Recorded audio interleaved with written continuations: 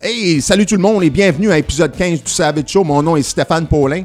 Et avant que je passe à mon invité pour l'épisode 15, j'aimerais ça dire un gros merci à tout le monde qui s'est inscrit dernièrement au Savage Show, soit sur la chaîne YouTube SVG TV ou soit par les plateformes podcast, Spotify, Apple Podcast. À tous les nouveaux inscrits, les nouveaux abonnés au Savage Show, bienvenue et j'apprécie bien gros. Si vous ne l'avez pas déjà fait, n'oubliez pas d'aller vous inscrire. Vous pouvez aller suivre le Savage Show sur la chaîne YouTube SVG TV. Allez vous abonner maintenant. Aussi sur les plateformes podcast comme Spotify, Apple Podcast. Vous pouvez trouver le podcast, le Savage Show, un peu partout. Pour épisode 15, j'ai eu la chance de parler à un ami de grande date, Yannick Louf. J'ai rencontré Yannick en 2007 quand j'ai déménagé à Montréal et j'ai commencé à m'entraîner au TriStar. Yannick est un ancien combattant MMA, une ceinture noire en Jiu-Jitsu brésilien, en BJJ. On a resté en contact à travers les années avec les réseaux sociaux. Je l'ai eu sur mon podcast dans le passé. J'adore avoir une conversation avec Yannick. On est toujours de quoi parler concernant soit les arts martiaux ou juste la vie en général. Donc, une très bonne conversation. J'ai bien aimé et j'espère que vous allez aimer épisode 15 du Savage Show avec Yannick Louf. Parfait. Bon, premièrement, Yannick, merci d'avoir accepté mon invitation et bienvenue au Savage Show. Ça fait plaisir, mon homme. Ouais, c'est ça. Fait que juste avant qu'on commence à enregistrer, là, je parlais de ça. Je disais l'année passée, au début de la pandémie, je pense que c'était comme au mois d'avril, le mois de mars. Oui, on s'est parlé dans le mois d'avril, je pense. Ouais, je pensais ça. C'était sur mon podcast de Savage Life que je faisais exclusivement en anglais. OK. Puis, durant la pandémie, quand j'étais à la maison avec ma famille, j'ai commencé de plus en plus à parler en français parce que j'ai réalisé que on parlait exclusivement en anglais à la maison. Moi, je suis francophone. Je viens de la péninsule acadienne. J'ai un accent, tu peux l'entendre là, quand je parle. Ben oui. Ça fait parce que ma conjointe est anglophone, elle parle français, mais elle était à l'école en anglais, elle est anglophone. Okay. Par défaut, moi, je parle très bien l'anglais, donc par défaut, c'est devenu la langue qu'on parle avec les enfants presque à 100%. Mais durant la pandémie, je me suis dit, fuck, man, je commence à parler une soirée, là, je ne le sais pas, j'ai fumé un joint, là, puis je suis la good, puis j'ai commencé à parler comme avec mon accent acadien, puis ça fait rire les enfants, puis ma femme, elle aimait ça. Fait que de plus en plus, je parlais de plus en plus, puis je me disais, hey man, j'aimerais ça avoir des gars sur mon émission que je pourrais parler en français. J'ai des chums là, qui, en anglais, là, c'est ça pourrait pas faire trop une bonne épisode. Ouais. Fait que je leur demande pas de venir, mais c'est bien plus le fun. Hein, je peux faire des épisodes en français. J'essaie d'en faire une à chaque semaine. Là, ouais. Bon. Mais ça me donne une opportunité de parler du monde. Comme toi, que je sais qu'on peut se parler en anglais, mais en français, on est beaucoup plus confortable à se parler. En français, beaucoup plus. Ben oui, c'est sûr. L'anglais, je suis bien à l'aise avec l'anglais, mais c'est pas. Je pense. Je suis bilingue, mais je pense pas que je suis parfaitement bilingue. Switcher, là, le on, tu sais, switcher français-anglais, là. Des fois, je vais faire une conversation en anglais, mais des fois, je vais perdre des mots, là. Ouais. Il y a des mots, des fois, c'est pas. Tu sais, c'est des mots qu'on n'utilise pas souvent. C'est ça, tu sais. J'essaie toujours de penser, tu sais, le monde me demande. Une fois, il y a quelqu'un qui m'avait demandé, est-ce que même si tu parles en anglais, est-ce que tu penses toujours en français? Fait que quand est-ce que je parle pas, puis je pense à quelque chose, est-ce que je pense en français? Puis j'étais pas capable d'y répondre parce que c'était pas quelque chose que j'avais jamais pensé. Est-ce que je pense en anglais ou en français? Je me dis, quand je pense, là, je pense, tu sais. Ouais. Tu sais, des fois, je me parle. Je suis en train de penser, là, puis je me dis, des fois, je pense en anglais. Ouais, c'est ça. Ça dépend de qu'est-ce qu'on fait.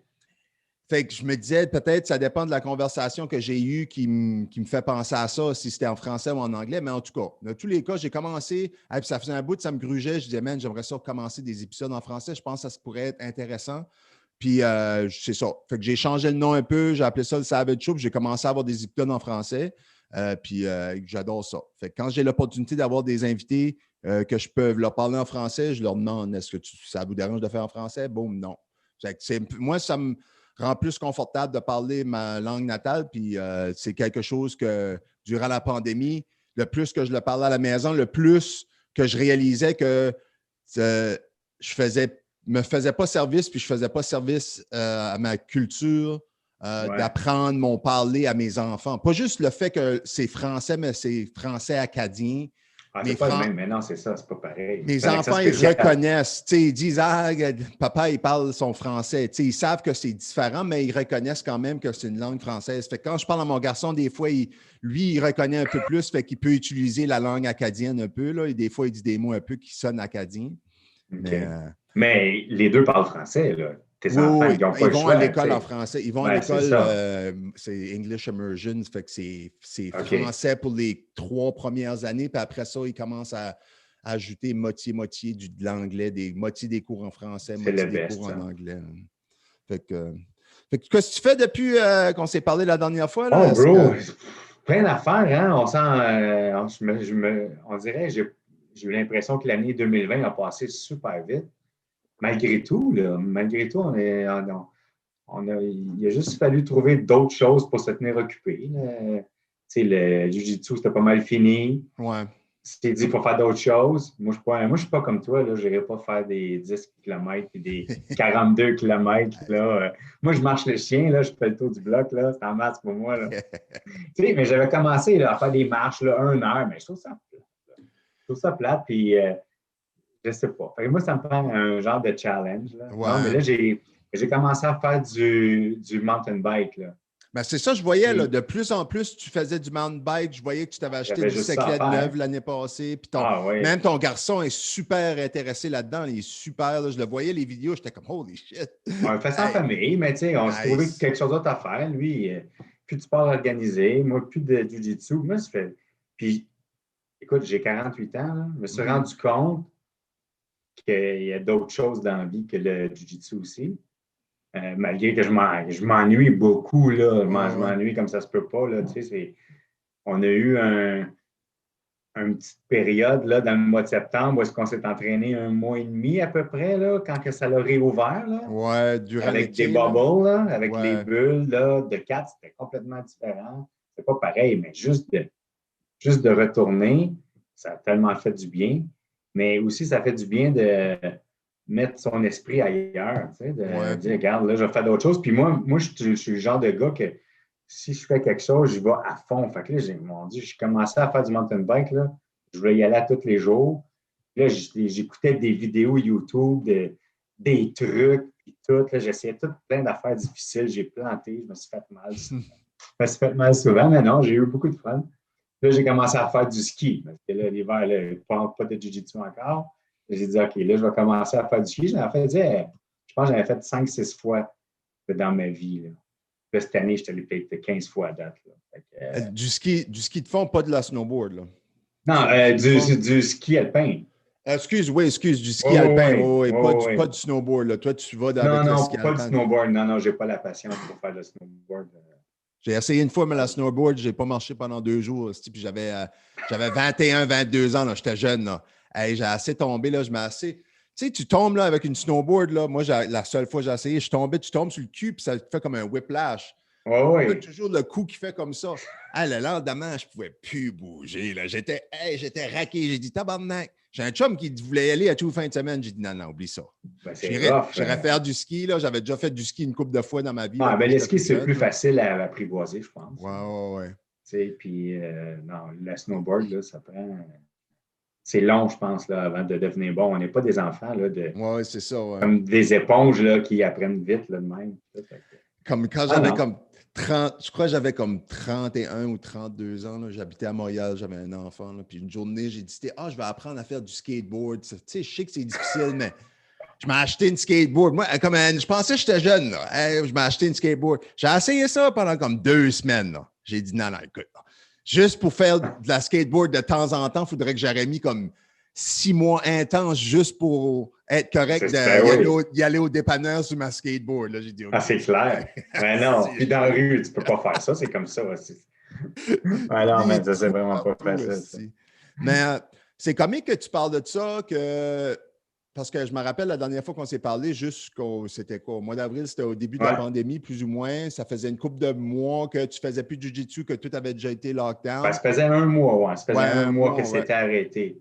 Puis on Puis pensait que, que ça durait une couple de semaines. c'est ça. Imagine. Écoute, moi, j'ai la même perspective un peu, je pense, au niveau de la lutte. J'en ai parlé à plusieurs reprises sur des épisodes avant avec d'autres personnes, mais c'était j'ai arrivé à un certain point que même si je m'ennuyais de faire ça toutes les fins de semaine, je réalisais que mon corps était en train de me remercier, puis ma tête, puis mon physique, puis ma santé mentale était en train de me remercier que je ne faisais pas ça comme je le faisais, que je ne mettais pas mon corps et tout ce qui vient avec l'aspect de lutte. Ce n'est pas juste le physique, c'est aussi le mental. Là. C'est intense d'être dans ce personnage-là. Tu deviens tu deviens des fois le personnage où tu essaies tellement d'avoir cette image-là que ça affecte pas juste la santé physique, mais ça t'affecte mentalement. Puis j'ai commencé à me sentir super bien, puis j'ai commencé à avoir des choses de différentes perspectives. Moi puis ma famille, ce qu'on a fait durant la pandémie, on s'est débarrassé beaucoup de cochonneries qu'on n'avait plus besoin dans notre vie. Des façons de penser ou des choses que on est plus focus sur qu'est-ce qu'on veut puis qu'est-ce qui est la vision pour notre famille, surtout moi puis ma femme. Fait que ça m'a aidé à commencer à chercher. Hey, écoute, là, mon identité comme lutteur, là, elle a été prise de moi là, présentement parce que je ne peux plus lutter. J'ai besoin, je le sais que je suis père de famille, je suis un mari, ça, c'est ma première identité pour moi qui est le plus important, mais aussi, je dois me trouver quelque chose d'autre. Pour moi, c'est important. Avant, c'était le MMA, après ça, c'était la lutte. À cette heure, c'est quoi? Je me suis mis à mettre de l'énergie derrière le podcasting parce que je pense que c'est ça pour moi qui est le futur. C'est ça que je veux présentement. Puis le plus que je mets de l'énergie derrière ça, le plus que j'aime ça, le mieux que je deviens à faire des podcasts. Puis le moins que je pense à la lutte. Puis là, j'essaie de trouver la balance. Est-ce que je suis plus content ici ou est-ce que j'étais plus content quand mon corps était fatigué puis un peu malade? Là, c'est des drôles de questions parce que, comme tu dis, c'est sûr, notre première identité, on est des pères de famille. Mm-hmm. On est là, puis écoute, mais cette année, je trouve que je me suis rapproché beaucoup de ma petite famille, là, de ma femme puis de mon gars. On a tellement passé de temps ensemble. Ma femme a travaillé à la maison, puis moi aussi. Veux pas, on a passé du temps comme ça se peut pas ensemble, là, puis quitte à. Là, je ne peux pas le dire trop fort, mais des fois, ça arrive que c'est tranquille avec la job, puis on s'en va faire du sport, on s'en va ensemble, puis on fait des affaires ensemble, ça, c'est le fun, Puis cet été aussi, là, puis on a passé beaucoup plus de temps ensemble, en famille. Je pense que ça nous a rapprochés un peu. Puis le jiu-jitsu, c'est sûr que le jiu-jitsu, ça prenait beaucoup de place, là. Même des fois, c'est comme, c'était obsessif, là. Écoute, j'y allais 5-6 fois par semaine. Puis, mais je m'organisais dans mon horaire pour pas que ça dérange personne, Fait que c'était 2 soirs, puis vu que je travaillais à la maison, mais là, j'y allais le midi, puis tout ça. Fait que, j'y allais souvent, mais c'était la diète tout le temps, faire attention. J'allais au gym.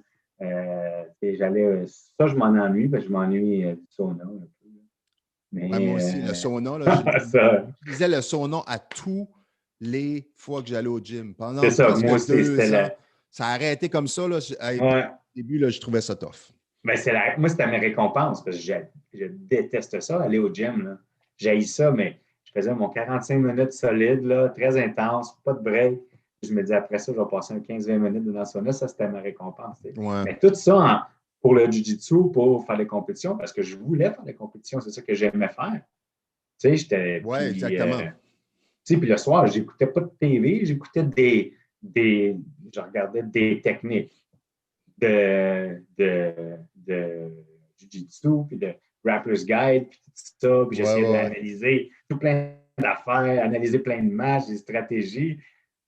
Là, maintenant, j'ai tout mon temps, là, je fais pas ça vraiment, je le regarde un peu, mais pour le fun, C'est vrai que ça enlève parce que, comme le jiu-jitsu, la lutte, c'est pas juste l'aspect de OK, le samedi, je vais lutter, ou si des fois c'était le samedi, des fois le dimanche, des fois le vendredi soir. Écoute, c'est pas juste le fait de pour ces 3 ou 4 heures-là, je suis pas à la maison, ou même parfois c'était, des fois, là, je luttais à 3 heures d'ici. Oui, ça. Je pars, moi, j'aime ça être là au moins 3 heures avant que le show commence, parce que c'est même que j'ai été appris, puis c'est même que je respecte le monde comme ça, puis les promotions. Fait que j'arrivais toujours de bonne heure. Fait que s'il fallait que j'aille là à 5 heures, ou à 4 heures, ben, je quittais ici à 1 heure des fois. Fait que mon samedi était pris au complet. Même ça, c'est pas vraiment ça ce que je parle. C'est comme pour ajouter à ton point, mon, moi, être lutteur, ça prend aussi, j'ai besoin d'aller au gym Ben, pour c'est sûr. garder ma forme physique, pour être certain que Mm. mon corps est capable de prendre le punishment, tout ce que j'y donne, mais aussi le côté mental. Tu sais, moi, comme j'ai expliqué à quelques personnes, moi, quand j'avais un match le samedi, ça commençait le jeudi. Là, tu sais, l'anxiété, le stress, je commençais à penser au match. Je gardais des vidéos si c'était disponible de mon adversaire, d'autres matchs juste pour apprendre. Tu sais, je faisais mes recherches un peu si c'était disponible pour moi, mais aussi j'y pensais beaucoup. Là. Par le temps que j'arrivais vendredi soir à samedi, là, c'était 100% tout ce que je pensais, même si j'étais assis sur le sofa avec ma femme et mes enfants. Je Tu penses pensais à à mon ça, match de lutte demain, puis c'est ça me sûr. consommait. Ça m'a pris des semaines, si pas des mois, avant que mon corps il arrête de réagir de la même façon même quand la pandémie est arrivée. Là. Le vendredi, là, je venais winder là, comme si que j'allais avoir un match le samedi. Puis j'étais obligé de me dire physiquement, là, hey, Steph, man, tu n'as pas de match demain pour que mon corps commence à dire OK.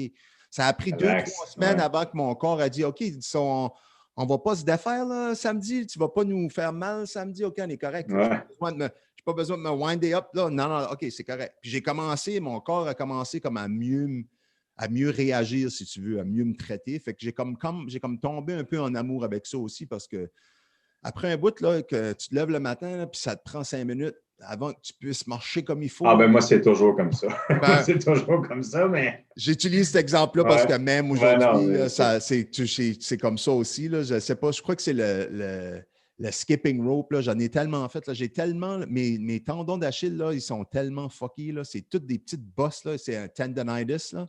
C'est toutes des petites déchirures ouais, apparemment. OK. Là, puis ça se reforme tout. Là. Hey, quand je me lève le matin, là, ça me prend un bout avant que je peux me dégourdir pour marcher comme du monde. Fait que ça m'arrive des Ah fois ouais, de. ouais, je connais ça, c'est sûr. Ouais, hein? Fait que, ben écoute, Ouais. toi aussi, là, MMA puis le Jiu-Jitsu, écoute, le Jiu-Jitsu, c'est rough un peu sur le corps. Là. Fait que je suis certain que ça fait du bien à ton corps de ne pas en faire à tous les jours ou à tous C'est les rough, 2 jours. mais c'est Jiu-Jitsu, je pense que c'est pire si on y va pas souvent. Si c'est quelqu'un qui y va juste 3 fois par semaine, là, beaucoup plus difficile de Ouais, récupérer. Là. Tu sais, puis là, ça te tente moins. Mais si tu y vas presque à tous les jours, moins pire un peu, tu sais, parce que tu vas être raqué un petit peu le matin, mais ça ne sera pas long que tu vas réchauffer. Là, c'est ça. ton corps, il Ça, j'étais s'adapte. correct, j'étais dans un bon mood. Mais tu Ouais, sais, sauf que cet automne, quand on est retourné là, avec les bubbles, ouais, ça, c'était compliqué parce que j'étais dans une bulle de 4 personnes avec 3 autres personnes. Puis là, il fallait booker online. Puis là, il fallait qu'on se parle, nous autres, dans un chat, être sûr, OK, guys, est-ce que ce soir, est-ce que tu vas être là, au moins pour qu'il y en ait au moins un? ouais, c'est ça, OK. Hein? Puis là, c'était compliqué, fait que je ne réussissais pas à y aller pas plus que 2, 3 fois par semaine. Je te dis, la plupart du temps, même si c'était 2 fois semaine. Mais là, je faisais plusieurs heures. Mais là, c'était rough, là, j'avais mal partout. Là. Ça Ouais. faisait longtemps aussi que je n'étais pas allé. Tout ça, là, j'ai trouvé ça rough. C'est vrai que notre corps, il s'adapte, il s'habitue à notre routine Ouais, un peu. Je me suis aperçu de ça quand j'ai commencé à courir, puis même si c'était juste 30 jours que je m'entraînais fort là, pour mon marathon, après une semaine, là, mon corps, là, il savait, tu sais, mon corps, c'est comme s'il savait, OK, il va aller courir entre 3 et 4 heures, c'est toujours là qu'il arrive de travailler, il va aller courir. Je me sentais, tu sais, la première semaine, j'étais raqué, tu sais, je faisais certain de m'étirer à tous les soirs avec le foam roller, je faisais le plus possible de ouais, maintenance. Après la première semaine, c'était rough. Après la deuxième semaine, un coup, mon corps a commencé à s'adapter, c'était de moins en moins. J'avais des mal qui n'étaient pas partis. Tu sais, après la deuxième semaine, j'avais un cliquement dans la hanche droite. À chaque pas que je prenais, ça faisait clic, puis je le sentais. Là, il y avait comme quelque chose qui, juste en haut de la hanche, ici, je mettais ma main, là, puis je marchais, puis je sentais quelque c'est chose ça qui fait. cliquait, clac, clac. J'ai juste parlé à mon ami qui est allé mon sports massage therapist. Fait que j'y disais, elle m'aidait beaucoup. Je dis, regarde, elle dit, ouais, tu sais, c'est le IT band. Elle m'expliquait que c'était. Essaye de faire ces étirements-là, essaye OK. d'utiliser le foam roller. Puis je faisais ça. Mais hey, Tu sais, des fois, je sais pas, je pense qu'on est un peu dans la même mentalité, là. Des fois, on met notre corps à travers, ça fait tellement des années que je mets mon corps à travers des choses intenses que moi, le mal que moi je ressens, tu sais, mon pain threshold, là, il est super élevé comparé à quelqu'un qui n'a jamais fait de Non, c'est choses sûr. intenses comme ça. C'est normal. Fait que moi, on dirait, ma brain, elle me dit, non, t'es correct, là, ta hanche, elle clique ou t'as misère à marcher. Puis quoi, c'est correct. Là. Après, il te reste 16 jours, là, just buckle down, puis let's go. Puis après ça, tu pourras prendre 2 semaines. Hey, mais tu te pousses, puis tu continues, tu pousses, mais hey, les semaines après que j'avais couru mon marathon, je me rappelle, là, je me pensais correct d'être là. Je me sens correct, j'ai plus mal aux jambes. J'ai été courir la première fois, là, ça m'a pris peut-être 3 minutes avant que tout commence à cramper. J'étais comme, OK. Ah ouais. Mon corps était comme, non, hey, t'es pas prêt à y aller courir tout de suite. J'ai pas été courir, mais. T'es meilleur que moi. Parce que moi, courir, c'est rough là, pour moi. Moi, je dis ça à tout le monde. Je dis, hey, j'aime. Tu sais, quand j'ai commencé site, j'aimais pas vraiment ça courir. Le plus que j'avais jamais couru, c'était comme 10 km, puis c'était longtemps passé, juste parce que je voulais voir si je pouvais courir 10 km. Mais à part de ça, je courais comme 1 000 avant chaque workout durant la pandémie. J'utilisais ça comme un warm-up. Puis je timais mon time. Puis là, je commençais à porter attention. Puis là, je me disais, OK, quand je me sens. J'utilisais ça comme un guide, comment je me sentais, comment j'avais récupéré de la journée d'avant de mon workout. Fait si que mon time était vraiment de la merde, que tu sais, j'étais plus 30 secondes que ma norme, je me disais, OK, aujourd'hui, pas de workout. Fait que je faisais juste ma run. Je me disais, j'ai besoin d'une journée de recouvrement. Puis le lendemain, je courais 1 000, puis si mon time était de niveau à ma norme, là, je faisais un workout. Mais dépendamment comment je me sentais, puis comment mon time allait, j'utilisais ça comme un guide un peu. Fait, mais après un bout, j'ai dit, garde, on va voir si je peux pousser la machine parce que je courais 1 000 à un time beaucoup élevé. Là. C'était comme un sprint à la fin. Là. Je sprintais presque pour 1 000, puis je me disais, fuck, je suis brûlé, mais j'aimerais savoir comment je pourrais m'adapter sur une plus longue distance. J'ai commencé à courir des 5 km, puis là, finalement, ben, j'ai dû... T'as fait quoi? T'as fait un 42 km? Je fais 42. 42? J'ai fait 42,2 km, puis le samedi d'avant, j'ai fait un demi-marathon. Demi, c'est 21, ouais, OK. 21, j'ai fait 21,2, je pense, ou 21,1 le samedi d'avant parce que je voulais voir comment j'allais filer après un demi-marathon. Puis je m'avais poussé à tous les samedis pendant 4 semaines. Je passais de 12 km à 16 km à 18 km, ensuite à 22 km, un demi-marathon. T'as-tu fait ça après que PCO il l'a fait ou c'est. Je me rappelle pas. J'ai vu que PCO, il avait fait ça, il a couru de. PCO, je pense qu'il habite proche de chez nous. Il a couru de Saint-Jean au stade olympique dans 72, comme 3 jours, je pense. Il a couru comme 80, je pense que c'était presque 100 km à la fin. Il y a une vidéo de lui là, à la fin, il peut à peine bouger, là, les jambes finies, les pieds pleins de sang. Puis il a poussé. J'ai vu ses pieds, là. C'était fou. Ça qui est fou, là, c'est que moi, j'avais dit au début de l'année, avant la pandémie, j'avais dit, j'aime ça des fois me faire des petits goals pour l'année. Je m'avais dit, j'aimerais ça courir un marathon avant que j'aie 40 ans. J'ai eu 40 ans le 27 octobre. Fait que j'ai dit, hey, je vais prendre l'année, je vais commencer à courir un petit peu plus, puis je vais prendre tout l'été, tout le temps pour m'entraîner. Puis au mois d'octobre, je m'enregistrais, puis j'irais courir un marathon. Mais là, la pandémie, quand ça a frappé, tous les marathons ont tout été cancellés. Fait que je ne pouvais pas m'enregistrer. Fait que j'ai comme oublié. J'ai dit, OK, mais quoi je vais faire? Puis là, au mois d'août, là, ça commençait à me chicoter. Là, j'ai dit à du monde que j'allais faire ça, puis là, je ne vais pas le faire. Puis moi, je ne suis pas capable. Moi, si j'ai dit que j'allais le faire, il faut que je le fasse. Là, j'ai dit, est-ce que ça se fait? Tu peux s'entraîner pendant 30 jours. Fait que j'ai googlé Marathon Training 30 Days. J'ai trouvé un article d'un gars qui l'avait fait puis qui avait tout écrit sa journey. Puis il avait tout écrit. Il y a le gars là, qui a fait les... Qu'est-ce qu'il faisait? le gars là, qui a fait 50 States, 50, Ouais, il y en a à cette heure qui 50 courent un Runs in marathon. 50 States. Là, le gars, il est sur Netflix, là, le Cowboy Marathon. Comment il s'appelle? J'oublie c'est quoi là, c'est Cowboy quelque chose. Ouais, Oui, il a mais. couru un marathon. Ben, il y en a là. Il y en a plusieurs que je peux te nommer, là, ils ont couru là, comme Eddie Izzard, je ne sais pas si tu sais c'est qui, c'est un acteur britannique là, de UK. OK. Lui, là, pour amasser de l'argent, là, lui, c'est pas un athlète. Il n'a jamais couru une journée de sa vie. Il a juste commencé à courir une journée. Puis à cette heure-là, il fait des affaires comme il court comme 30 marathons en 30 jours. Fait qu'à chaque jour, il va dans une ville différente puis il court un Ben, marathon. c'est Il fait ça. ça. Lui, il a fait ça. Tu regarderas ça sur Netflix. Le gars, il a fait 50. Il fait comme 50 States in 50 Days. Ouais, je pense Il que a j'ai. fait. Puis ça ressemblait à ça, là. Il a couru. Je pense que c'était comme c'est des marathons là, qu'il a Ouais, ouais, couru. ouais. Là. C'était fou raide, là. Des fois, il fallait que les gars, ils le prennent et qu'ils le lèvent parce qu'il était juste plus capable. Mais ça, c'est malade mental. Mais lui, c'était pas juste des marathons, je pense. Je pense que Non, je c'était pense que je des pense que c'est des triathlons. triathlons. Des Ouais, c'est des triathlons, triathlons. lui. Ouais, c'est ça. Ouais. Parce qu'il y a un bout Ouais, dans mais de la il course. fait. Ouais. Je ne sais pas pourquoi, mais il ne peut pas aller courir dehors, fait qu'il court sur un treadmill. Ouais, Puis là, le ouais. Puis il a monde. nagé dans une piscine aussi parce qu'il n'y Ouais. avait Fait pas que de là, le lac ou monde disait que whatever. c'était pas legit, là, parce qu'il n'avait pas Ouais, vraiment fait ben. ça. Ben, écoute, man. Moi, le monde me disait, ah, tu t'es inscrit à un Il l'a marathon? fait pareil. Ouais, écoute, Ah à ouais. part ça, tu sais, ça ne dérange pas si tu l'as fait sur un treadmill, tu sais, peut-être qu'il y a une petite différence, mais à la fin de la Ah, c'est journée, sûr. là, même si tu as couru 41,2 km à la place de 42,2 km, là. Ouais.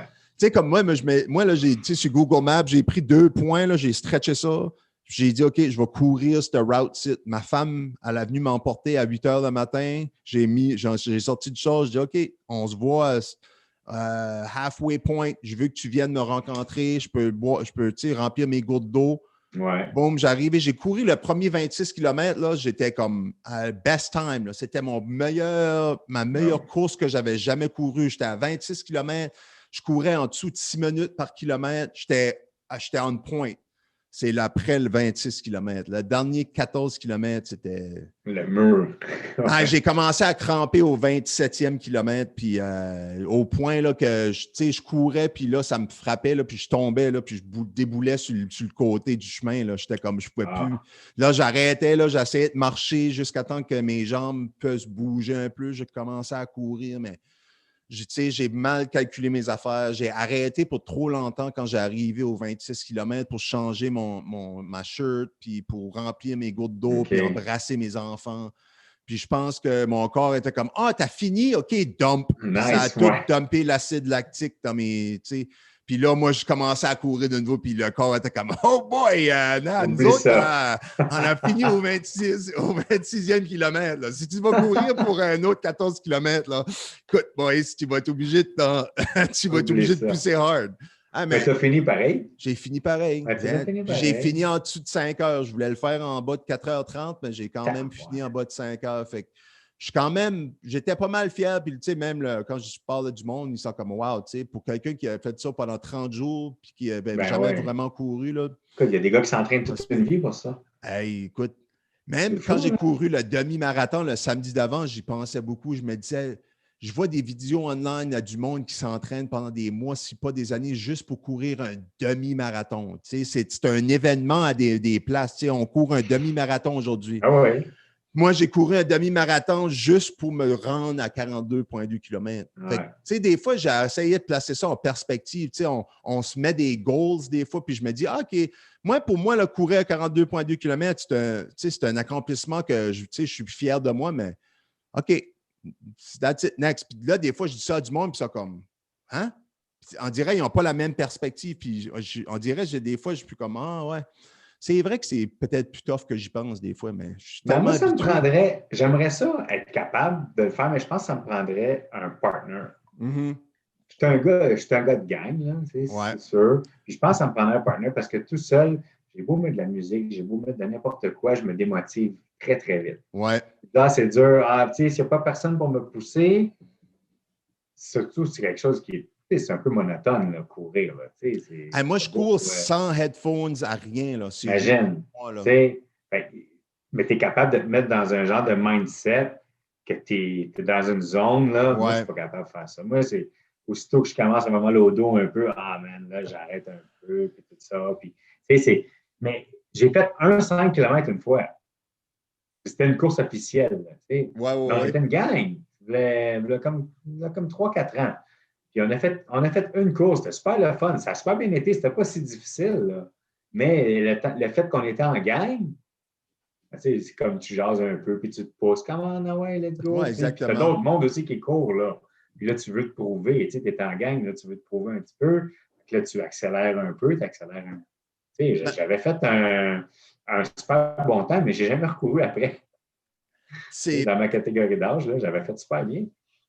beaucoup de monde, je pense, qui se met à courir. Si tu vois, si tu gardes là, avant la pandémie, il y a des événements, tu sais, comme tu sais, il y a plein d'événements en ville, le marathon ou le demi-marathon. Tu sais, il y a beaucoup de Ah monde qui ouais. s'inscrivent puis qui vont courir. Là. Puis même si c'est juste le 5 km, tu sais, il y a beaucoup de jeunes qui font le 5 km. Tu sais, Ouais. même mon garçon, il était inscrit à l'athlétisme un peu avant la pandémie l'an passé, puis en 2019, I guess, là, 2 ans passés. Puis il a couru une journée, tous les jeunes qui faisaient partie du groupe étaient inscrits à comme une course cross-country, 2 km. Mon garçon n'avait jamais couru plus qu'au coin de la rue. Là. Fait que, il était comme quoi, il faut que je cours 2 km. J'ai dit, all right, let's go. Ça y a pris comme 14 minutes. Là. Mais il l'a fait.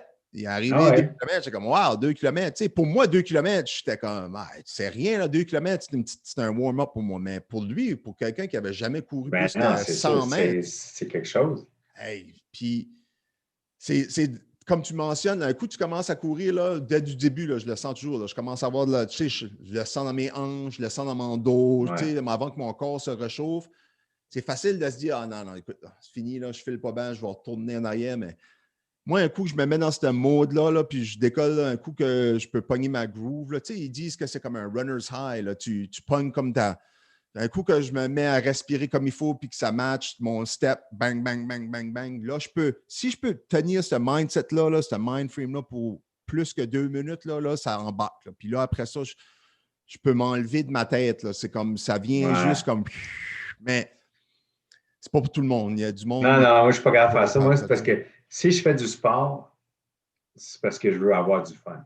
Ouais, c'est ça. Tout ce que j'ai fait dans ma vie, tu sais, puis j'ai fait des arts martiaux pendant presque toute ma vie, et c'est parce que j'avais beaucoup de fun à le faire. J'avais beaucoup de fun à le faire, c'est la camaraderie avec les gars, puis tu sais, le fait aussi, ben, juste de se dépasser, puis la compétition, mais c'est le rush. Tu sais, Ouais. Puis le training était, c'est sûr que faire des warm-up, puis des jumping jacks, puis des push-ups, c'est pas laisser la partie plate, mais tu sais, c'est la même affaire pour faire du mountain bike, mais là, je me dis, je vais commencer à faire du downhill, c'est bien plus le fun. C'est bien plus le fun. C'est un peu moins physique. Ben, c'est physique, mais c'est juste différent. C'est moins d'endurance. Mais. C'est plus difficile, par exemple. C'est plus dangereux. Là. Il y a plus un rush. C'est ça. Ben, c'est ça, exactement. Fait que là, Puis c'est ça que j'aime beaucoup. Là, j'ai commencé à faire du ski. Là, je fais déjà des affaires que jamais j'aurais pensé que j'aurais faites. Je me dis, oh my God, that's a fucking. Ça, c'est une grosse côte, là, avec des bosses. C'est ça, mais OK, j'y vais, puis s'il arrive quelque chose, je vais juste tomber. Oui, c'est ça, exactement. Mais j'ai beaucoup de fun. Mais courir, je me dis, jamais je vais avoir du fun comme ça. À moi, d'être en gang. C'est le fun d'avoir quelqu'un à courir avec, non seulement pour d'avoir quelqu'un à te pousser ou même à te parler. Oui, c'est surtout pour ça. Occuper, mais aussi, tu trouves un pace. C'est plus facile de trouver un pace où ce que vous allez rester constant. La chose avec courir, c'est que moi, j'utilise mon téléphone pour garder ma distance puis mon temps. Je devrais utiliser une montre, là, ça serait plus accurate, mais je ne veux juste pas gaspiller de l'argent là-dessus. Fait que j'utilise comme une application sur mon téléphone qui, fait que ça me dit, là, si je cours mon premier kilomètre, ça t'a pris 5 minutes, 4 secondes. Mettons, deuxième kilomètre, t'as pris 4.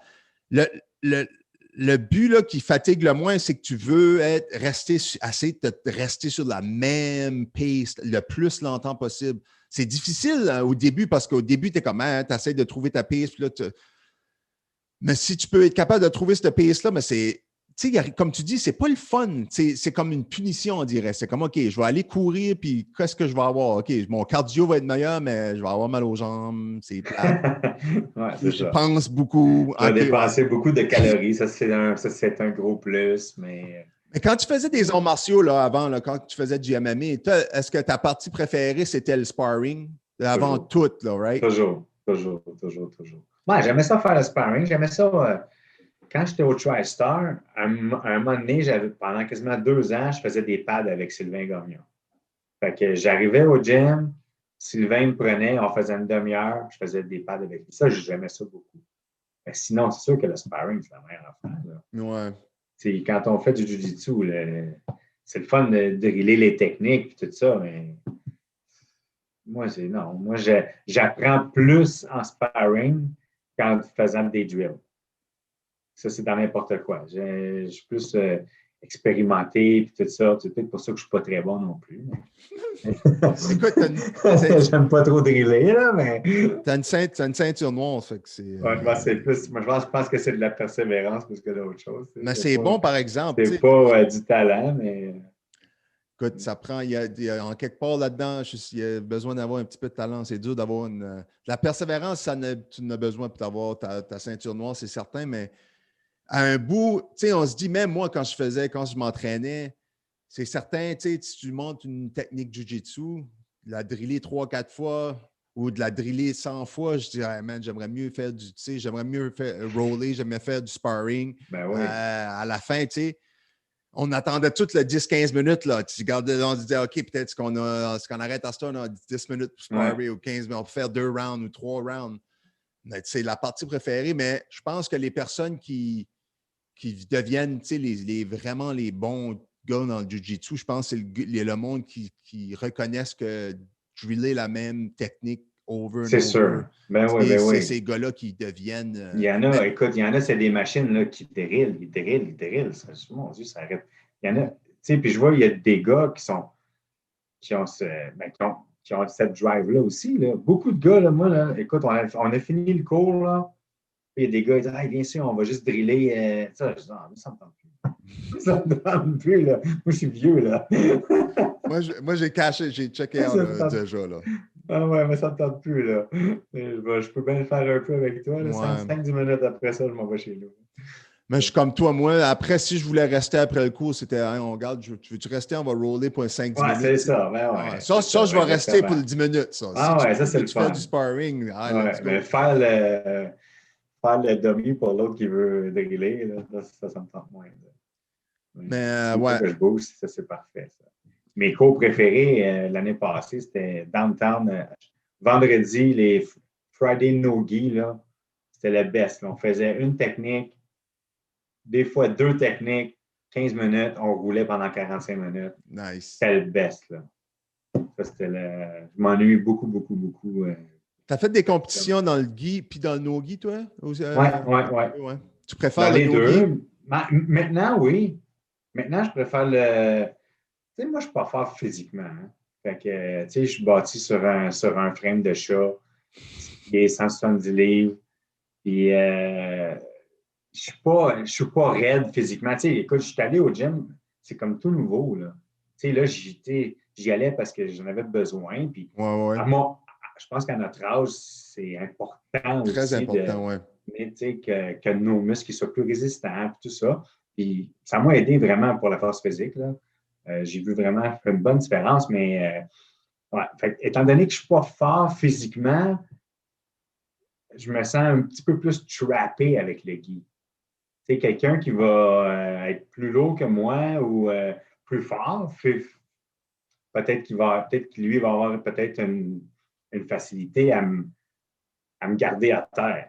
Ouais. Tandis qu'en no-gi, il n'y a pas de l'appel, il n'y a pas de. Fait que c'est facile pour moi de. Surtout que je suis un petit peu plus. Souvent, je suis plus maigre. Ouais. Je suis plus maigre un peu. Je suis peut-être un petit peu plus rapide, malgré que souvent, je pars avec des gars 20 ans plus jeunes que moi. Là. Fait que j'ai pas de misère à escaper. Là. Ça va super bien. Fait que j'ai plus de facilité avec le no-gi. Là. Je crois que c'est la grosse préférence de beaucoup de personnes là, à se rendre aussi. Je veux dire, il y a certaines écoles qui font que du no-gi à ce point-là. Ah ouais, ben oui, c'est certain. Ouais. Ah, mais j'aime encore faire le gi parce que c'est totalement. C'est 2 affaires différentes. C'est vraiment 2 choses différentes. Mais en compétition, c'est sûr que j'ai eu plus de succès en no-gi qu'avec le gi. surtout rendu à mon niveau, à ceinture noire, c'est un peu, écoute, chaque compétition, là, c'est fucking pas facile. Là.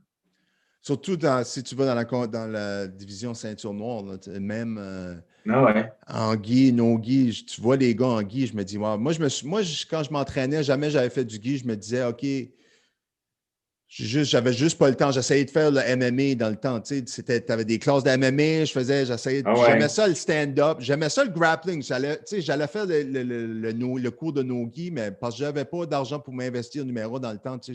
J'avais pas d'argent pour même m'investir dans un gi. C'était dans ce temps-là, c'était 200$, 150$. C'est fucking cher de faire du jiu-jitsu.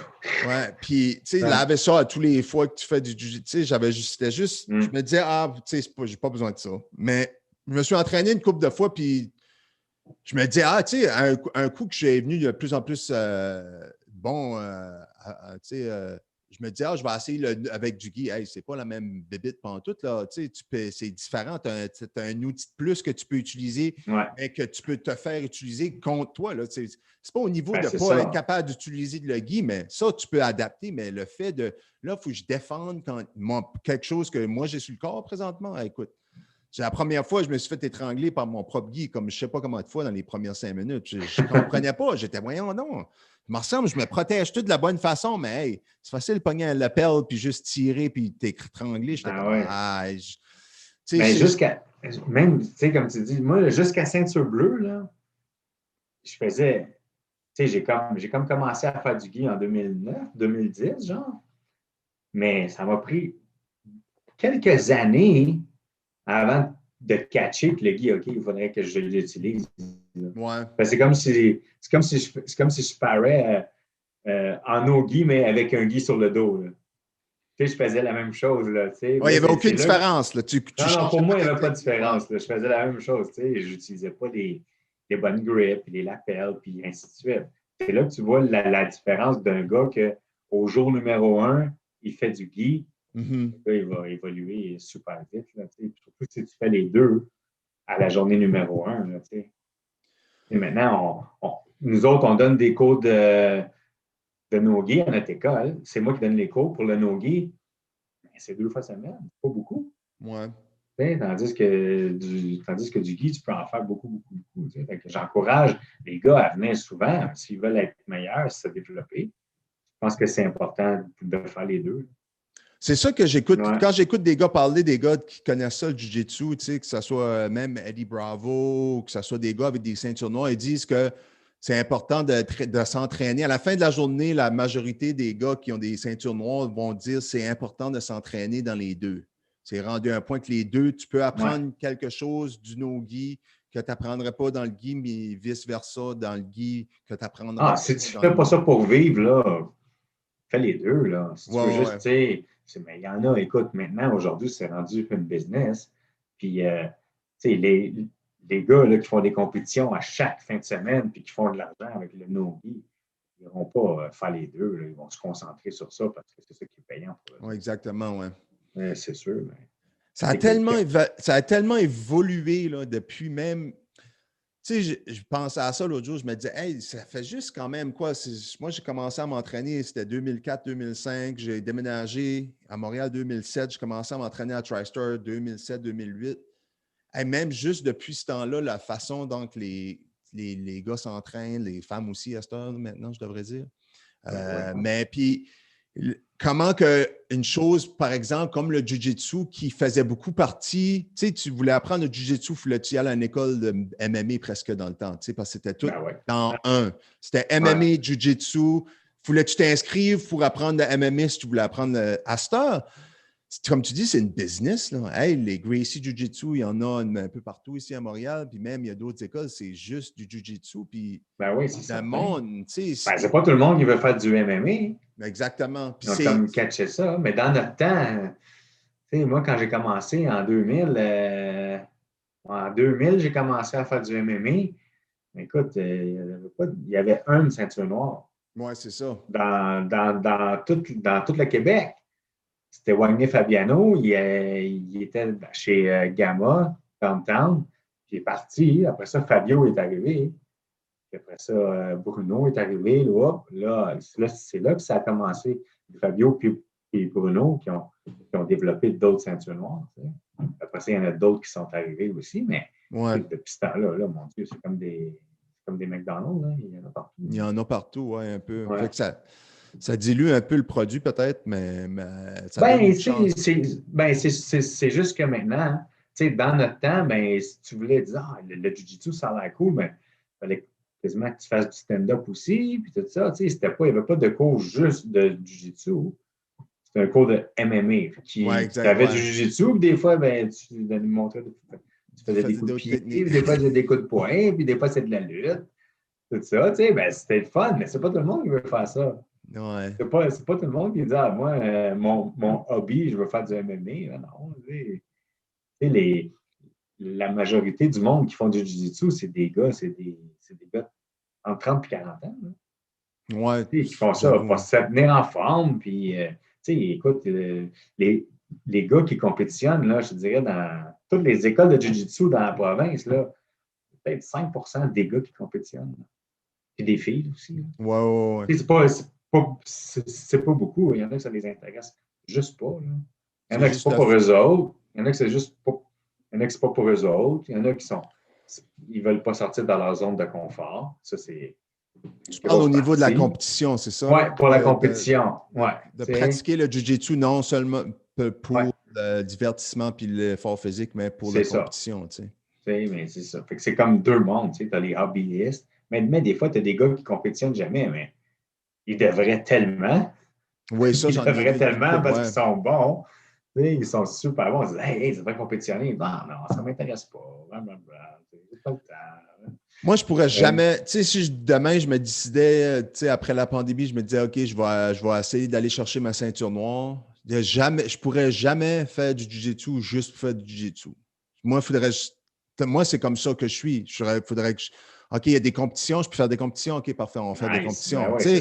Parce que je me dis, pour moi, si je veux devenir le meilleur au Jiu-Jitsu que je peux, possiblement, essayer d'avoir il faut que je compétitionne. Il faut que je voie il faut que je me mesure. Il faut que je me mesure contre non seulement le monde que je m'entraîne avec à l'école, mais contre du monde que je ne suis pas habitué de voir, du monde que, dans un environnement stressant avec une pression que c'est pas la même chose d'aller rouler mercredi soir au gym que d'aller un samedi après-midi. Oui, c'est ça, exactement. De faire le weight, premièrement, puis d'aller compétitionner avec une centaine d'autres personnes dans un environnement qui est complètement différent que d'aller au gym. Ça, pour moi, ça m'intéresse parce que that's what I'm all about, man. C'est ça que je m'ennuie le plus. C'est le feeling, right? C'est les goosebumps, le stress, l'anxiété. Ouais.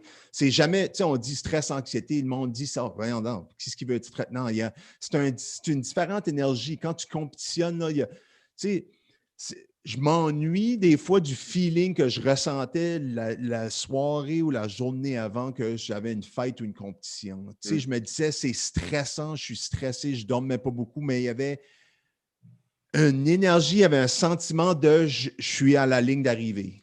Je me suis entraîné pendant des mois, là, j'ai mis de l'énergie, j'ai coupé du poids, j'ai changé ma diète. Je me rappelais quand je fightais, là, c'était une grosse affaire. Puis juste le fait de me rendre au samedi, là, avant la fête, je me disais, juste me rendre ici, c'est comme un accomplissement parce que je me dis, je peux relaxer, je suis rendu. Je me suis rendu, puis il y a comme juste ce feeling-là, on dirait, c'est pas quelque chose que tu peux avoir avec beaucoup de choses dans la vie. Non, c'est sûr. Puis c'est pas juste, c'est le fait de compétitionner, mais moi, je trouve ça le fun de compétitionner parce que c'est sûr que tu veux te prouver, tu veux voir où est-ce que tu es rendu, puis ainsi de suite. Puis c'est un accomplissement de tout le training, la diète, ainsi de suite. Ouais. C'est comme un achievement. Tu arrives là, tu as un achievement. Win or lose, la plupart du temps, tu es content quand même. Là. Que tu as compétitionné. Tu es content. Si tu as tout donné à ton maximum, puis tu gardes, c'est sûr, là, tu ne peux pas toujours gagner. Là. Non, c'est ça. Je pense que si tu as donné ton maximum dans ton effort, je pense que tu peux être content. Mais c'est le fun aussi d'être en gang avec ton équipe. Tu sais, ton équipe est là pour te supporter. Toi, tu vas les supporter aussi à leur tour. Ça, c'est le fun. Je suis allé dans une compétition, je pense que l'année passée, là, j'étais allé tout seul. Tout seul. Ça, c'était complètement différent. Je me suis dit, je vais aller faire une compétition tout seul où est-ce que je ne connais pas personne. C'était local ou? Non, c'était Boston. C'était proche de Boston. Oh, wow, OK. Naga. Puis je pense qu'il y avait une autre compétition en même temps à Montréal, mais il n'y avait personne dans ma division. Puis là, j'ai vu que là-bas, il y en avait des gars qu'il y avait des gars dans ma division. J'ai dit, moi, je vais aller faire celle-là. Je suis allé faire celle-là. Écoute, c'était complètement différent, mais j'ai aimé ça aussi. Là, c'était plus focus. Ça a super bien été aussi. Oui, ça a bien été. Oui, ça a super bien été, mais c'était le fun. Je suis parti le vendredi, arrivé là-bas, pogné un flat avec le rental. Oh, fuck. Ça allait pas bien. Mon téléphone, ça ne marchait plus. Tout allait mal pour cette soirée-là. Mais c'est pas grave, je suis rentré. Ils m'ont changé d'auto, ainsi de suite. Ouais. Tout a super bien été. Le lendemain matin, je suis arrivé là-bas. J'étais très, très, très focus. J'avais personne à qui parler. Ce que je faisais, j'étais super concentré. Je regardais tous les autres qui compétitionnaient. Ah, OK, là, c'est à mon tour. Parfait, j'y vais. J'étais prête. Je n'étais pas nerveux. Des fois, tu as ta gang avec toi, puis c'est ça qui te rend nerveux parce que tu ne veux pas les décevoir. Hein? Oui, ça aussi, oui. C'est une différence. Je connaissais personne. Tu perds, il n'y a personne qui connaît, je vais embarquer dans mon char. Puis... c'est ça. Moi, je me connais, je dis, puis comment ça s'est passé? C'était bon, c'est correct. Moi, j'ai pas gagné. That's it, end of story. Mais ça avait été super bien. Je me rappelle exact, je me rappelle précisément, là, je me rappelle la première compétition de grappling que j'ai faite. J'habitais à Toronto. Ça faisait quelques mois, je m'entraînais, j'ai fait une compétition. Puis je me rappelle le feeling que je ressentais, j'étais assez stressé. Tu sais, c'était une question d'attente. Je me rappelle, le tournoi n'était pas très bien organisé. Fait qu'il y avait beaucoup de temps juste à attendre qu'il arrive à, tu sais, tu arrives à ton poids. Moi, je compétitionnais à 185. Fait qu'avant qu'il arrive au poids, là, en tout cas, c'était super long. Mais je me rappelle la deuxième compétition que j'ai faite. Tu sais, la première compétition que j'ai faite, j'ai fait le 5 minutes là, dans ma row, mais c'était comme, il n'y avait pas de, tu perdais, tu étais fini. Oui, mais c'est ça. La plupart du temps, c'est ça. Fait que je suis arrivé là toute la journée. J'avais plein d'amis. Je me rappelle, j'avais invité plein d'amis du monde que je connaissais. Ils ont attendu là toute la journée. Puis j'ai compétitionné tard dans l'après-midi. J'étais là depuis le matin. Là. Hey, je pense que j'ai compétitionné comme à 4 heures l'après-midi. Là. Puis j'ai perdu, bang, on point. Tu sais. Mais je me rappelle la deuxième fois que j'ai fait la compétition, je me sentais tellement moins stressé. Ma blonde était là. Il y avait une différente ambiance. Puis le premier gars que j'ai fait off, c'était le même gars qui m'avait battu dans ma première compétition. Ah ouais? Puis là, quand je l'ai vu, j'ai dit, fuck. Mais j'ai dit, non, ce gars, je l'ai tapé out de comme 30 secondes. Ça a pris, nice. Boom, takedown, j'ai pris son dos, rear naked choke, 1, 2, 3, fini. J'étais comme, holy shit.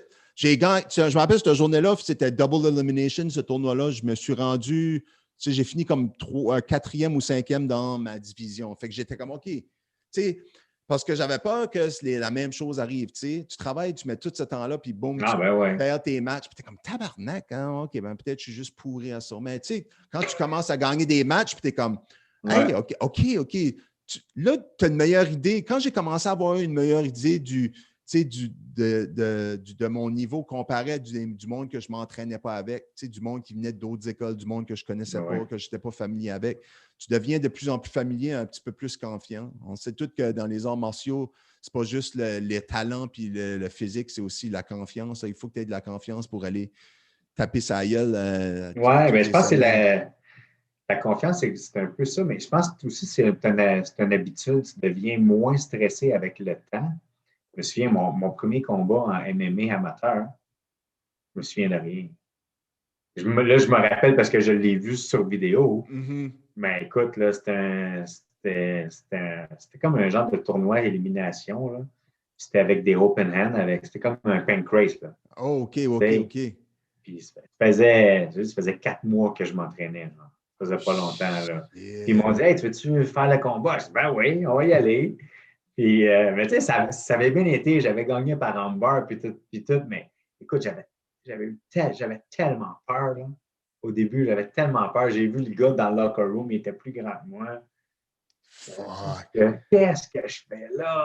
J'avais peur, c'était là. Puis Stéphane Vigneault, ben non, ça va. Lui, il avait fucking 19 ans. Moi, j'avais 30 ans. Je disais, qu'est-ce que je fais là? Comme j'ai d'autres choses à faire. Mais non, là, ça avait super bien été, tu sais.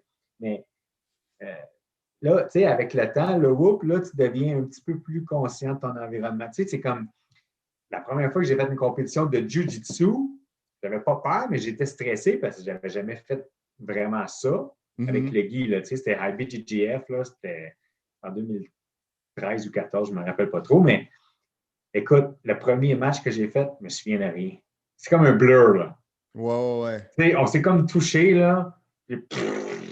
Quelque- Puis un moment donné, j'ai perdu. Là. Je ne sais pas trop qu'est-ce qui est arrivé. Là. J'ai perdu. Puis après ça, j'ai fait un rematch avec ce même gars parce que c'était un round robin. OK. Là, j'ai fait un rematch avec ce même gars-là. Puis là, j'avais perdu, mais par des points, en tout cas. La première fois, je pense qu'il m'avait fait taper. Mais là, c'était moins bleu, tu sais, mais encore là, c'est juste parce que tu es tellement stressé, tout arrive trop vite, là. Tu Tu peux sais, mais pas ralentir à rien, là. C'est non, comme ta tête, là, elle pense à tout. non, c'est ça. Tu es comme trop stressé, là, puis là, tout va vite, là, tu te dis, ah, puis tu n'as même pas le temps de rien faire. Tu sais, tu te dis, ah, je vais faire ça, je vais faire ça. Oublie ça, là. Il n'y a rien qui arrive là, là. Mais les dernières compétitions, étant donné que là, j'étais moins stressé, dans les dernières années, je vais là, puis je me dis, ah, regarde, on va juste avoir du fun, puis tu as donné un show, là. C'est le fun, Ouais. hein, tu sais. Donc, Quand tu vas faire des compétitions de Jiu-Jitsu dans le temps, tu sais, avec le Guy ou non Guy, est-ce qu'il y a toujours un coach qui est là avec toi? ouais, il y a tout le temps quelqu'un qui est là pour te corner, là. OK, OK, OK, OK. Ouais, ouais. Sauf la fois que je suis allé là-bas tout seul. Ouais, c'est exactement. C'est pour, ouais, au moins ouais, cette fois-là, au moins, OK. ouais, Parce que, comme ouais, tu dis, ouais. tu es toujours, tu sais, si vous allez à des compétitions, la plupart du temps, c'est en équipe, c'est ça. Vous avez Ben, plusieurs souvent, ben oui, souvent, compétitions. c'est ça. Tu sais, des fois, c'est des tournois qui sont locaux. Fait que, tu sais, tout le monde va là ou c'est aux États-Unis, mais tu sais, c'est comme pas très loin. Tu sais, on est allé souvent faire des compétitions à Boston, New York, tout ça, mais tu sais, on y va toute une gang. Tu sais, on est 6-7, puis on y va, puis tout le temps la même gang. Puis avec les Gracie Barra, ben, tu sais, souvent, tu as les gars de Gracie Barra Brossard, les gars de Montréal, tu sais, mais tout le monde se connaît, là. Fait que, fait que tout le monde Oh, va se supporter, là. est-ce- Puis même des fois, hein, ça arrive, tu as des gars de d'autres écoles, tu es chum avec le gars de l'autre école pareil. Surtout quand tu es à l'extérieur. Tu sais, mettons, tu es à ouais, Boston, OK. là j'ai un gars de BTT, mettons, puis là, il n'y a personne pour aller le coacher. Ben, je vais y aller le coacher. C'est un gars de Montréal ou c'est un gars de Québec. Des fois, Mhm. j'ai même une compétition aux États-Unis, un gars de Québec qui a fait du MMA, que j'ai arbitré en MMA, il m'a demandé de aller le coacher. Tu sais. OK, wow. Il m'a dit, hey Diane, tu peux-tu venir me coacher? Je suis tout seul. Ben, fine, man. Ben oui, c'est sûr que je vais y aller. Tu Ouais, ouais, ouais. sais, mais la communauté MMA et Jiu-Jitsu ici, tout le monde se connaît. Là. Tout le monde Fait sait, ouais, c'est exactement. Si tout le ta monde, compétition surtout est. avec Facebook et tout ça, tout le monde sait, tout le monde sait qui je suis. Si quelqu'un va me voir dans une compétition, c'est sûr, tout le monde sait qui je suis. Moi, je sais c'est qui lui. Fait que, surtout que je suis arbitre en plus en MMA. Fait que le monde est. Fait que le monde, ils savent plus, tu sais. Ouais, ils savent qui ce que tu es au plus. Là. C'est une bulle. Ouais. Hein. Tu sais, c'est la même chose avec nous, avec la Ben lutte. oui. La Ben, lutte au c'est Québec, sûr. là, toutes les luttes, la plupart des lutteurs savent Tout. qui ce qui est les autres lutteurs, soit parce qu'ils ont Ben travaillé ouais. sur le même show ou parce que à travers Facebook, tout le monde se suit, tout le monde sait qui ce qui est qui. Sinon, c'est parce que tu as vu, tu sais, hey, on share tellement, là, c'est tellement comme une clique, comme une bulle. J'ai Ben non, tellement c'est de ça. personnes que je Ouais, suis ouais. sur Facebook présentement.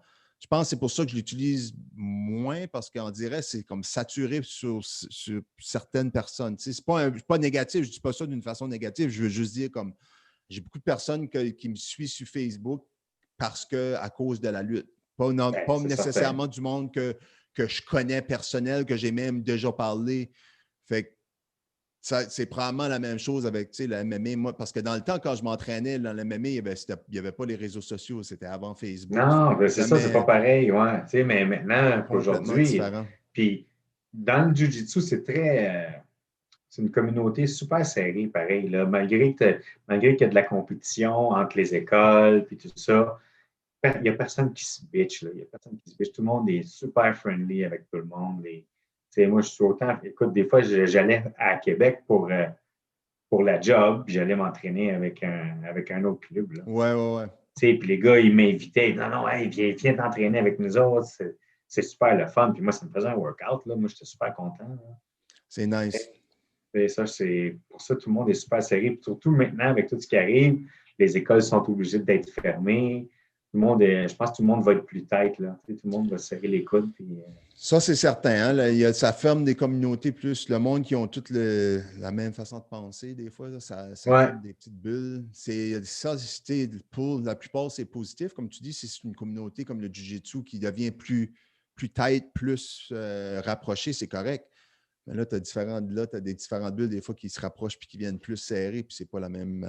Non, on ne parlera pas de ça là, du côté politique parce qu'on pourrait en parler pendant des semaines. Ah, mon Dieu, on pourrait faire un 8 heures juste sur ça, là, tellement on n'est pas d'accord avec un peu de n'importe quoi. J'ai vu, tu sais, moi, depuis le début de la pandémie, tu sais, j'essaie de toujours garder mes points personnels de qu'est-ce que je dis ou qu'est-ce que je pense sur certains points. Tu sais, sur la pandémie, je ne m'avais jamais vraiment exprimé parce que je ne me sentais pas le besoin. Je ne suis pas un expert, je ne suis pas un docteur, je ne suis pas un épidémiologue. Je me disais juste, OK, garde, écoute, moi, j'ai des amis qui me disent que c'est sérieux, je vais prendre ça au sérieux. Mais, tu sais, après la chose qui est arrivée aux États-Unis avec le Black Lives Matter, puis avec George Floyd, puis là, après ça, là, j'ai commencé à, sur les réseaux sociaux, j'ai trouvé qu'il y avait de plus en plus de divisions. Tu sais, c'est le thème 2020, tant qu'à moi, c'est comment que le monde est devenu plus divisive. Tu sais, à cette heure, on dirait il y a beaucoup plus d'extrême à droite.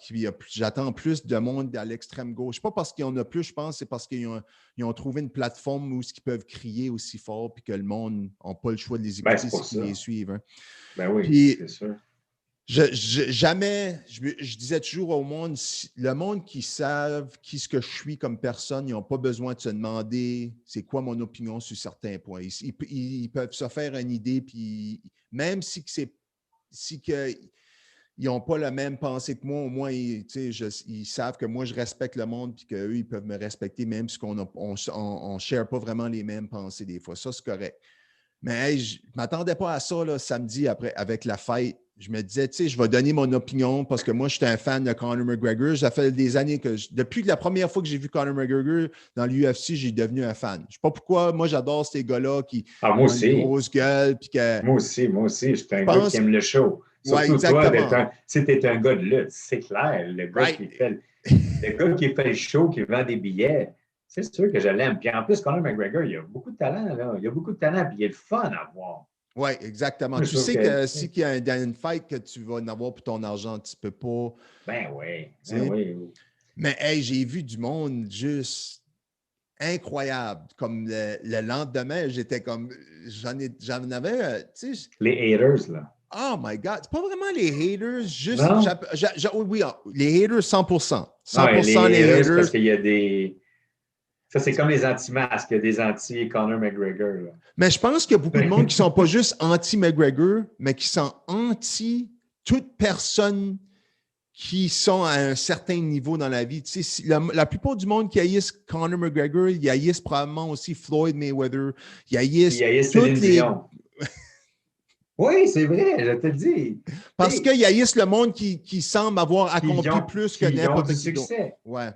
Oui, c'est plate, là, mais c'est typiquement québécois, ça. C'est typiquement québécois. Quand un Québécois, écoute, je suis Québécois, là, je suis né ici, là, j'ai pas, je suis d'origine allemande, là, mais je suis quand même né ici, là, puis je suis un Québécois, puis... je te crois, là, OK? Écoute, je te crois, OK? Mais sérieux, mais ça, c'est typiquement québécois. Le monde qui n'aime pas une vedette parce qu'elle a réussi, non, blablabla. Écoute, c'est le syndrome de Céline Dion, ça. Moi, Céline Dion, je trouve qu'elle a du talent. Mm-hmm. Pour être rendue où est-ce qu'elle est rendue là, c'est malade mental. Le monde a beau critiquer, whatever. Céline Dion, je m'excuse, mais c'est chapeau. C'est la même affaire avec Conor McGregor. Ouais. Le gars, il s'est rendu là, par lui-même. Là. Oui, c'est sûr qu'il y a eu de l'aide avec le UFC, mais c'est lui qui a il a créé cette attention-là sur lui, que ce soit positif ou négatif à de certains moments dans sa carrière. Ah ouais. Il a utilisé ce qu'il pensait. Lui, il s'en calissait comment il allait se rendre au point qu'il allait avoir 1 billion dans son compte de banque. Mais lui, dans sa tête, moi, je vais me rendre là. Puis quand il a trouvé quelque chose qui fonctionnait, puis comme tu dis, écoute, il est talentueux. Tu ne peux pas dénier qu'il est talentueux. Non, c'est pas juste un gars qui parle. Oui, exactement. Puis c'est un gars qui parle, mais le gars, il parle. C'est un personnage. Oui, c'est un personnage de lutte. Moi, c'est un personnage. Puis, écoute, c'est sûr, là, ça fait vendre des billets. Là. Ouais. Beaucoup. Puis, il aurait vendu pas mal plus de billets s'il aurait trash-talké avant le combat de Dustin Poirier. Mais là, il est rendu ailleurs. Là, il n'y a plus de besoin de faire. Il n'y a plus besoin d'être le personnage qui était avant Khabib. Tu sais, là. Parce qu'il ne peut plus l'être parce qu'il n'a pas battu Khabib. Mais je te garantis qu'il y aurait un rematch avec Khabib puis que ça irait de sa manière que peut-être qu'on en verrait peut-être un petit côté. Ah ouais. Mais tu as raison. Et moi, je pense que, tu sais, à un certain point, les athlètes, tu sais, il ne faut pas oublier, là, Conor McGregor, là, il est jeune, là. Tu sais, il a fait beaucoup dans sa vingtaine. Là. Il avait 20 ans quand il a commencé à devenir un superstar. Il a commencé à faire des millions. Là. Je vais te demander la question, Dan. Qu'est-ce que, avant le match, avant la fête, tu sais, j'ai fait un commentaire sur Facebook, toi, tu m'as dit Poirier a une chance de gagner. Moi, personnellement, je pense que c'est de ma faute aussi parce que je suis rendu à un point où dernièrement, j'écoute plus de MMA, mais je suis tombé dans la catégorie presque de casual fan où je ne vais pas connaître la plupart des gars qui sont sur le undercard. Je suis comme, j'ai jamais entendu parler de ces gars-là. Il faut que je fasse des recherches pour savoir. J'ai des amis, des fois, ils m'envoient des messages. Hey, tu sais, qui tu piques à soir parce que, tu sais, je veux, soit qu'ils veulent bêter sur des fights ou qu'ils veulent faire de quoi. Fait qu'ils disent, hey, c'est qui que tu penses qui va gagner? Fait que j'envoie mes idées, mais à cette heure, je regarde des fight cards numéro 1. Il y a beaucoup des gars, je n'ai jamais entendu parler de ces personnes-là. Cette fille moi aussi, là, c'est sûr, la moitié là, de la carte là, vers le bas, là, la plupart du temps, je me dis, je regarde, là, j'ai dit, c'est qui eux autres? Je ne les connais pas. Puis là, je la regarde, puis je dis, ah oui, je me rappelle. Là, je me rappelle ou je vais le googler, je vais dire, ah oui, OK, là, je me souviens, mais des fois, on dirait peut-être que j'ai juste pas la mémoire avec les noms. Fait que pour toi, Poirier, je le sais qu'à 155, depuis qu'il a monté à 155, il fait beaucoup mieux, il semble être plus confortable, il a moins besoin de couper de poids à visiter, c'est plus facile pour lui, mais il semble avoir une durabilité qu'il n'y avait pas à 145. C'est probablement à faire avec le fait qu'il se déshydratait beaucoup. Parce que c'est sûr. Moi, au début, je me base, je pense que ma erreur, c'est que je n'avais pas assez vu de footage sur Dustin à 155. Tu sais, je savais qu'il avait battu Hooker la dernière fois, je le savais, mais je me disais. Il a battu Gaethje, il a battu Hooker, il a battu, écoute, il les a presque tous battus. Fait que là, quand j'ai commencé à regarder les gars qui avaient battu, je me disais, OK, mais même à ça, je me disais, fuck, man. Dans ma tête, je me disais, non, vraiment, là, je suis honnête avec comment je me sens. Là, je disais, non, Conor, tant qu'à moi, il est à un level complètement différent que tous ces gars-là, pas tous les gars à 155, mais un gars comme Dustin. Je me dis, si qu'il garde la fête, est-ce qu'elle reste sur les pieds, Conor, il devrait gagner facilement. Puis dès le début, je le savais, j'étais comme, non, il y a quoi qui ne va pas. Puis je pense que quand Conor a réalisé qu'il n'allait pas le finir au début, quand il a vu qu'il pouvait en prendre, Dustin, là, ça a comme mon fuck. Mais le premier round était très, très, très serré. Là. C'était quasiment l'avantage Conor. Presque, ouais. Presque, tu sais, mais je veux dire, écoute, ça aurait pu aller d'un côté ou de l'autre. Mais fait que toi, je pense que Poirier, avec son expérience, mais Poirier s'est battu beaucoup, beaucoup plus. Là. Ils se sont battus, eux autres, en 2014, quelque chose de même. 5-6 ans plus tard, mais pendant ce temps-là, Conor ne s'est pas battu tant que ça. Là. C'est vrai, hein? Mais Poirier, lui, Poirier n'a jamais arrêté. Là. Poirier, il n'a jamais arrêté. Puis dans ma tête, je me disais, mais Conor, à 155, il a battu qui? Il a battu Alvarez puis that's it. That's it. Là, après ça, il a joué en 170.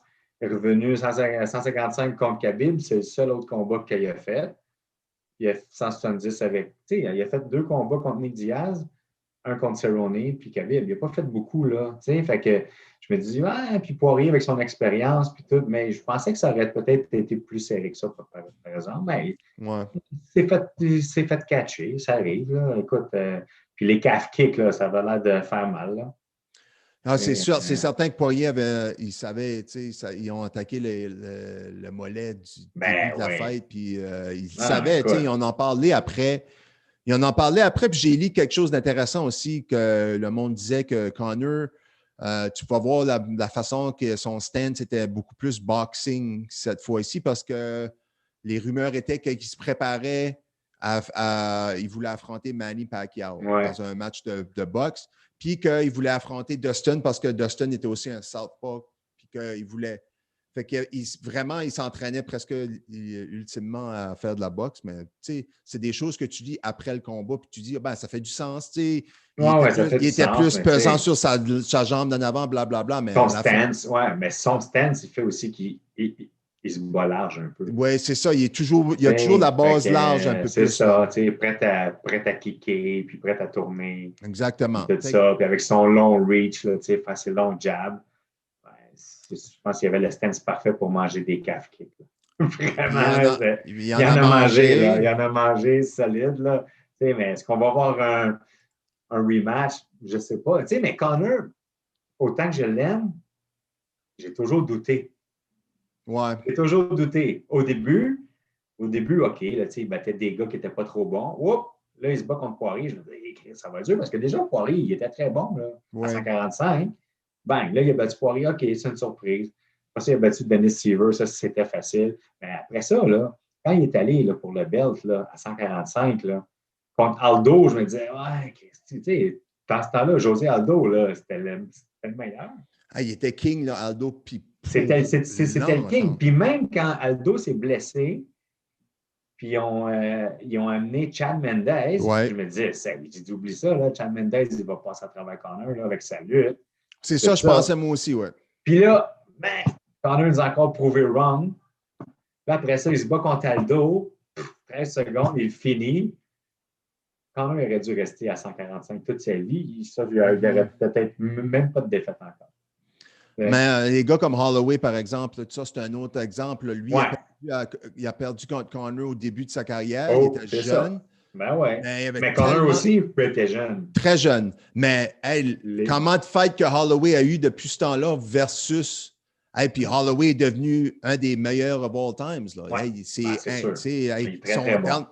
La dernière fight qu'il a faite, c'était fou, là. Il a battu son propre call pour le montant de strikes, attempt et strikes landed. C'était même pas proche. Là. C'était comme plus 100 strikes que le record. C'était tout ce match. Non, je suis bien d'accord. L'autre gars doit encore avoir mal à la tête. Là. Hey, fuck. Puis apparemment, j'ai lu qu'il n'y a presque pas sparé pour cette fight-ci. Non. Max Holloway. Imagine. Non, mais des fois, il y a des soirées comme ça que tu l'as, le gars. Tu sais, comme il disait, Styles make match, là. Ouais. Tu sais, c'est ça. Des fois, tu as le style du gars, c'est parfait pour toi. Moi, là, je faisais du sparring avec toi, j'adorais ça. Tu étais gaucher, tu me donnais tout le temps ta jambe à l'extérieur pour que je te kick dedans. Tu sais, j'aimais ça. Mais là, j'arrivais contre un autre gars. Là, je trouvais ça un petit peu plus dur. Tout ça, d'autres gars, lui, c'était plus facile. Pas qu'il était moins bon, mais le style de gars, le style de stand-up, ça fait que des fois, c'est plus facile à pénétrer. Oui, exactement. Surtout si tu as un style d'une certaine façon, c'est plus, tu peux t'adapter à un meilleur style. C'est pour ça qu'ils disent styles make fights. Hein? Tu sais, il y a des gars, mettons, je fais du jiu-jitsu, ben les gars que j'ai moins de misère avec, c'est les gars qui bougent beaucoup. Tu sais, les gars là, qui bougent beaucoup, là, parce que moi, je vais bouger beaucoup, mais les gars qui vont juste staller, je vais avoir de la misère.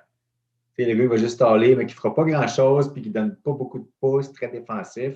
Mais les gars qui ont beaucoup d'attaques, là c'est le fun. Là, tu as l'impression aussi que tu t'amuses. Ouais. Mais Conor, je ne sais pas, qu'est-ce qui va arriver? Pensez qu'ils vont faire un rematch tout de suite? Ou...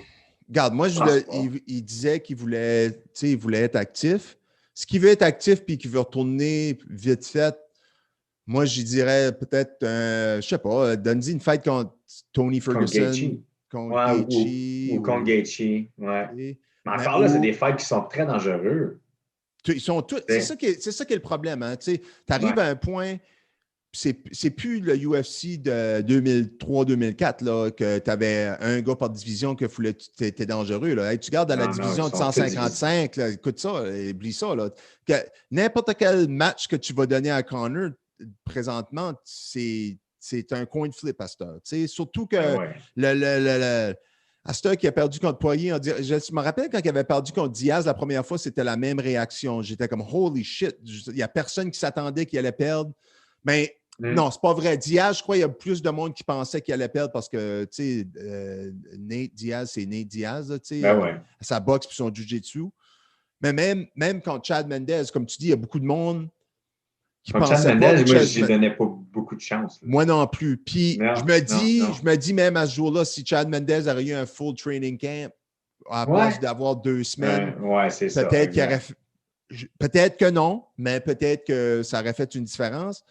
Mais cette fois-ci, on dirait, tu sais, beaucoup de monde, je disais des commentaires, c'est comme, OK, tu sais, Conor, là, il n'est plus le gars il n'est plus le double champ. Tu sais, je pense que le mystique d'être le premier gars à être champion dans 2 divisions, là, c'est fini, ça, ce mystique-là, cette aura-là. Là. À cette heure, c'est juste un gars qui est ranké 7-8 peut-être dans la division, puis si il veut fighter souvent, il faudrait qu'il soit plus actif. Mais c'est tous des murderers. Là, mais tu vois que le sport évolue beaucoup. Là. Tu sais, on parlait de TriStar quand on s'entraînait, comment ça a évolué, mais en 5 ans, ça a évolué encore. Tu sais, Tony Ferguson, là, il n'était pas battable jusqu'à il n'y a pas longtemps. Là.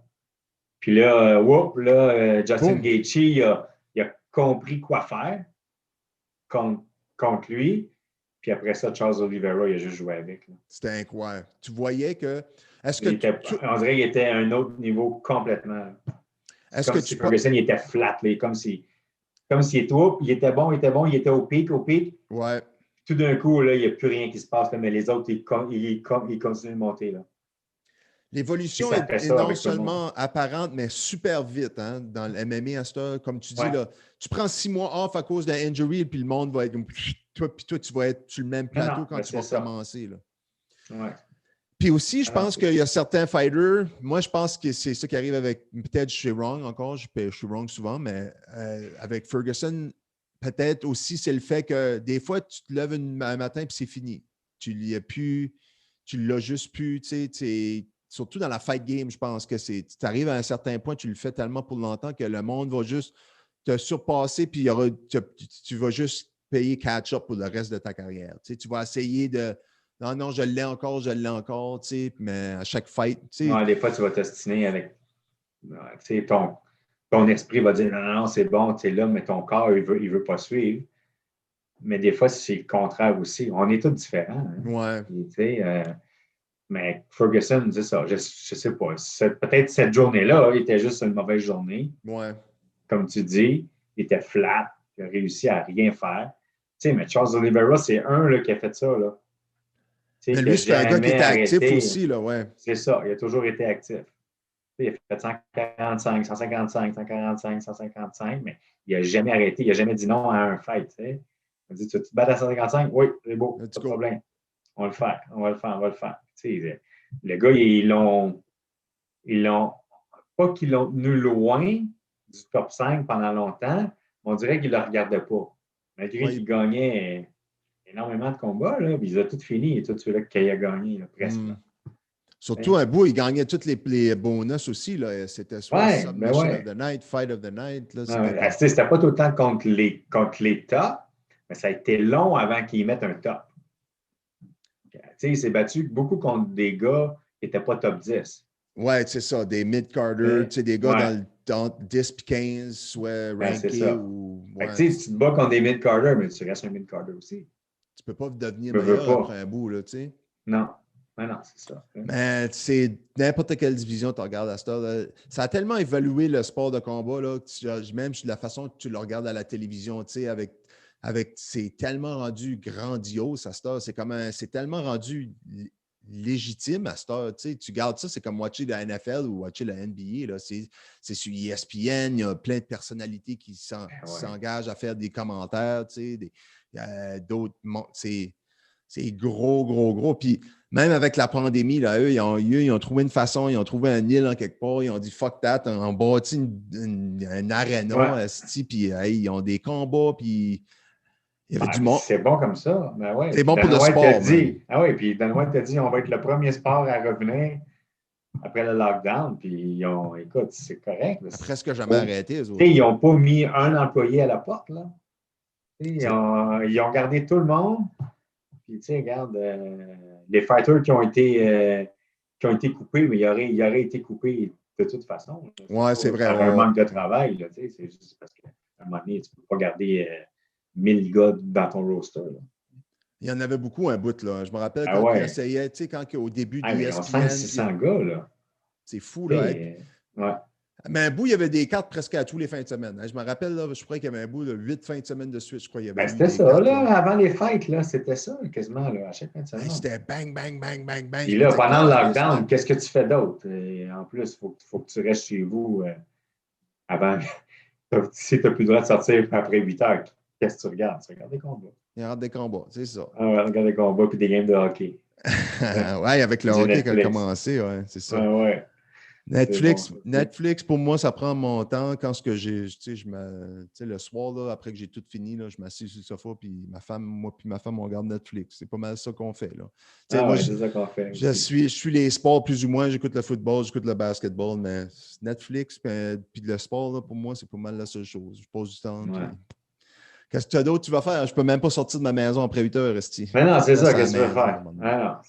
That's it. Là, j'allais faire du ski pendant la soirée, mais là, c'est terminé. Il faut rentrer. J'y vais des fois juste après le travail, là, 4 heures jusqu'à 6h30. Ça me prend 45 minutes pour m'en revenir. Je veux être certain que je ne veux pas me faire coller par la police. Qu'est-ce que tu faisais? J'allais faire du ski, ben oui. Incroyable. Jamais j'aurais cru qu'on serait rendu à ce point-ci, mais qu'est-ce que tu veux? Il faut, non, qu'est-ce que tu veux? Ouais. You gotta roll with the punches, I guess. Ouais, c'est ça. Mais je pense que l'être humain, c'est un être qui s'adapte. Ouais, puis, on s'adapte. C'est ça qu'on fait. On n'a pas le choix. La majorité, je pense, on s'est adapté parce qu'on n'avait pas le choix. Voilà un an, je te dis, le 25 janvier 2020, j'étais allé faire un congrès pour le travail à Toronto. Puis on commençait à peine à entendre parler de COVID-19. Ces affaires-là, puis le kit. Puis là, ma femme m'a dit hey, mets ton masque dans l'aéroport, puis mets ton masque à l'hôtel, puis tout ça. Je dis mais non, de quoi tu parles? Il n'y a pas personne avec des masques là. Avec des masques là. Puis là, quelques mois plus tard, là, tu ne vois pas personne qui n'a pas de masque. Là. C'était fou, hein? Au début, tu te disais, hey, même au début, je ne portais pas de masque. Là. Tu sais, j'allais. Mais quand ils ont commencé à être un plus obligatoire, si j'allais faire la grosserie, il fallait que je porte un masque. OK, là, j'en portais un. C'est ça, mais là, c'est rendu. C'est la norme, là. Je sors dehors, là, même le matin, je vais amener les enfants à l'école. C'est la même chose. Il y a du monde, là, je mets mon masque dehors parce qu'il y a plein de monde alentour. Fait que je mets mon masque, les enfants, puis ils quittent. Je rentre dans la voiture, je laisse mon masque. Tu sais, on a des masques partout, là. C'est ça. Je sors de la maison, il y en a à la porte, il y en a dans la voiture, il y en a partout. C'est la même chose, là, ouais. On est habitué. Fuck, man. Hey, merci beaucoup, mon ami. C'était ça fait plaisir. Josette, man. On a jasé presque 1h30. Là. C'est bon. C'était bien le fun, man. J'enjoy ça, ces Josettes-là, même. Ça me rappelle des souvenirs. Puis j'aime ça. Des fois, jaser avec du monde, tu sais, que j'ai quelque chose en commun, tu sais, plus que certaines choses, tu sais. Je me dis, hey, ce gars-là, je me suis entraîné avec là, au début que je faisais des arts martiaux. Là, tant qu'à moi, dans ma tête, c'est tellement longtemps passé. Ça fait que c'est le fun de parler. C'est le fun de se parler puis de voir qu'est-ce qu'on est devenu aujourd'hui. Tu sais, des pères de famille, on a beaucoup en commun. Fait que c'est intéressant. Non, c'est super cool. Je te remercie beaucoup pour ton invitation. Puis, n'importe quand, mon ami. N'importe quand. Je suis certain que je t'inviterai de nouveau dans le futur puis que tu accepteras puis on fera ça de nouveau. La prochaine fois, ça va être en espagnol. En espagnol, OK. Ça fait qu'on va faire le trilingue. On va se donner une couple de mois, on va apprendre une couple, puis la prochaine fois, on va essayer de la faire en espagnol. All right, c'est cool, mon homme. Hey, merci beaucoup, mon homme. Attention à toi. Salut. OK, on se parle plus tard. Bye tout le monde. Bye. Ciao.